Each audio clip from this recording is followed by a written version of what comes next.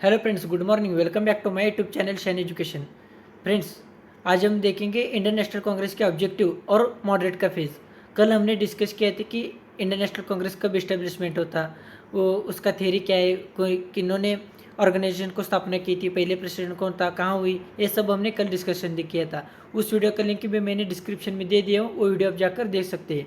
और आज हम डिस्कस करेंगे इंडियन नेशनल कांग्रेस का जो ऑब्जेक्टिव था और बाद में मॉडरेट फेज जो 1885 टू 1905 में था। और जो भी हम डिस्कस करेंगे उसका पीडीएफ भी मैं मेरे टेलीग्राम चैनल पर अपलोड कर दूंगा। उस टेलीग्राम चैनल का लिंक भी मैंने डिस्क्रिप्शन में दे दिया, वो भी आप जाकर देख सकते हैं। तो स्टार्ट करते हैं आज का डिस्कशन। ऑब्जेक्टिव क्या थे इंडियन नेशनल कांग्रेस का? उसका ऑब्जेक्टिव था कि नेशनल यूनिटी क्रिएट करना इंडिया में, जो फ्रेंडली रिलेशन है, जो वेरियस पार्ट ऑफ कंट्री में लोग रहते थे उसमें यूनिटी क्रिएट करना और फ्रेंडली रिलेशन करना। और साथ ही जो यूनिटी हो रिगार्डलेस ऑफ कास्ट, रिलीजन और प्रोविंस, सबको एकजुट रहकर ब्रिटिश के साथ लड़ना, ये प्रमोट कर रहे थे इंडियन नेशनल कांग्रेस। और डिमांड आगे रखना ब्रिटिश के आगे, हमारे ये डिमांड है, आप ये काम करो, हम प्रेजेंट करना गवर्नमेंट के सामने, ये ऑब्जेक्टिव था इंडियन नेशनल कांग्रेस का। और train and organise public opinion in the country, जो पब्लिक थी उसको ट्रेन करना, ऑर्गेनाइज करना सभी लोगों को ब्रिटिश के खिलाफ। और सेफ्टी वॉल की तरह क्रिएट करना, ग्रोइंग जो पॉपुलर डिस्कनेक्ट क्रिएट हो रही थी लोगों के बीच में ब्रिटिश रूल के अगेंस्ट, उसके लिए एक सेफ्टी वॉल क्रिएट करना आउटलेट के लिए। और जो पैन इंडिया ऑर्गेनाइजेशन थी, एस्टेब्लिश डेमोक्रेटिक नेशनलिस्ट मूवमेंट, एक डेमोक्रेटिक नेशनल मूवमेंट को क्रिएट करना। और अवेयरनेस क्रिएट करना लोगों के बीच, जो ब्रिटिश की एक्सप्लोटेटिव पॉलिसी थी, डिस्क्रिमिनेट कर रहे थे लोगों के बीच, और जो हमारे इंडियन लोगों की पॉलिटिकल राइट थी उसके बारे में अवेयरनेस करना, ये भी इंडियन नेशनल कांग्रेस का डिमांड थे, ऑब्जेक्टिव थी। और इंडियन कांग्रेस का फोकस कहाँ था? जो लेजिस्लेटिव काउंसिल थे उसमें हमारे इंडियन को सब पार्टिसिपेट करो, हमारे इंडियन को इंक्रीज कर दो, ये उनका डिमांड था। और जो भी सिविल सर्विस थे, इंडियन सिविल सर्विस, उसमें भी इंडियनाइजेशन करना, मतलब जो सिविल सर्विस था इसमें इंडिया को ज़्यादा से ज़्यादा लोगों का पार्टिसिपेट करना और उसको लेना, ये इंडियन नेशनल कांग्रेस का मेन ऑब्जेक्टिव था। सब हम डिस्कस करेंगे मॉडरेट फेज, जो 1885 टू 1905 तक रखा। नरम दिल के नेता, उसे कहते हैं moderate phase. The moderate phase of Congress was dominated by moderates, जो मॉडरेट के लीडर्स थे वो ब्रिटिश जस्टिस पर विश्वास रखते थे और लॉयल टू ब्रिटिश पीपल। अब हम देखते हैं प्रोमिनेंट मॉडरेट लीडर्स। सबसे पहले प्रोमिनेंट लीडर का नाम आता है दादा भाई नौरोजी, उसे grand old man of India भी कहा जाता है, और वो house of common in Britain का मेंबर भी रह चुके थे। उन्होंने एक बुक लिखा है, poor and British rule in India, which focused on economic drain of India because of British policy. जो इकोनॉमिक ड्रेन होता है ब्रिटिश पॉलिसी के अनुसार, उसके खिलाफ उन्होंने एक बुक ली है, poor and British rule in India. आगे के जो लीडर थे उनका नाम था उमेश चंद्र बैनर्जी। उमेश चंद्र बैनर्जी जो इंडियन नेशनल कांग्रेस के पहले प्रेसिडेंट रहे थे, और वो लॉयर थे प्रोफेशन से, वो first Indian to act as the standing council. Next leader है सुब्रमण्य अय्यर।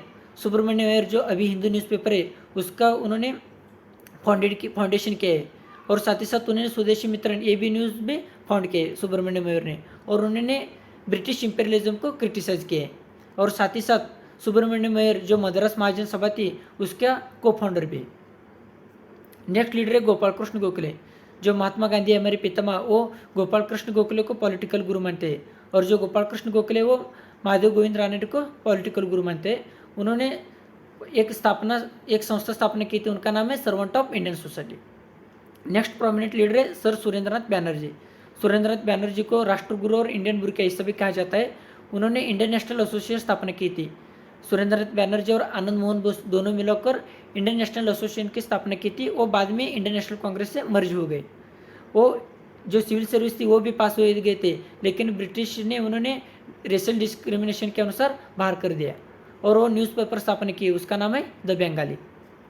जो अदर मॉडरेट लीडर थे उनका नाम है Rash Behari Ghosh, RC Dutt, MG Ranade, Firoz Shah Mehta, PR Naidu, Madan Mohan Malaviya, P Anand Charlu and William Wedderburn. सब हम देखते हैं aims and demand of moderates. जो मॉडरेट के लीडर थे उनका डिमांड क्या है और एम्स क्या है? उनका पहला एम था कि एजुकेशन ऑफ मासेस, जो मासेस थे उनको एजुकेट करना, organise public weapon, make people aware of their rights, जो उनका राइट है उनको अवेयरनेस करना।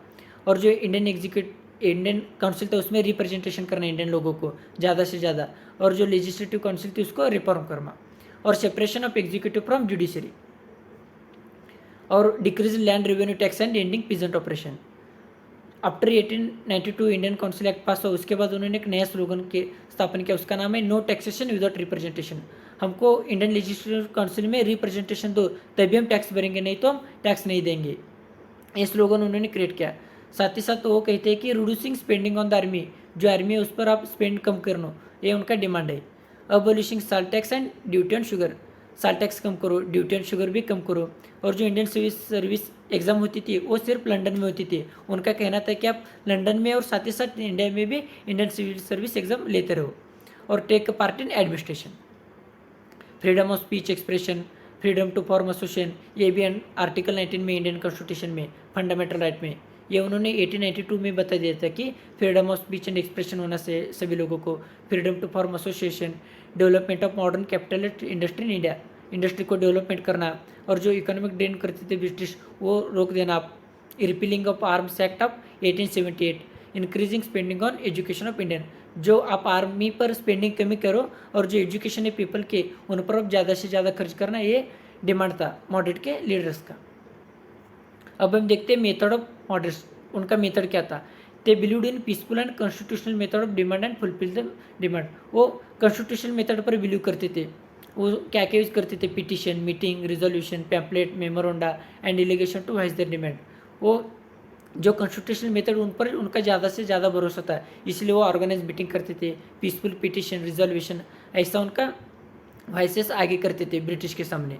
दे aimed only at getting political right and self government under British domain, उनका ज़्यादा से ज़्यादा जो एम था वो था कि पॉलिटिकल राइट को पाना और self government under British dominion पर ही उनका सेल्फ गवर्नमेंट लेना था, ना कि ही उनका इंडिपेंडेंस बनाना है। एक अलग सा इंडिपेंडेंस बनना, ब्रिटिश को दूर रह के ऐसा नहीं था, ब्रिटिश डोमिनियन के अंदर ही सेल्फ गवर्नमेंट पाना था, उनका एम था।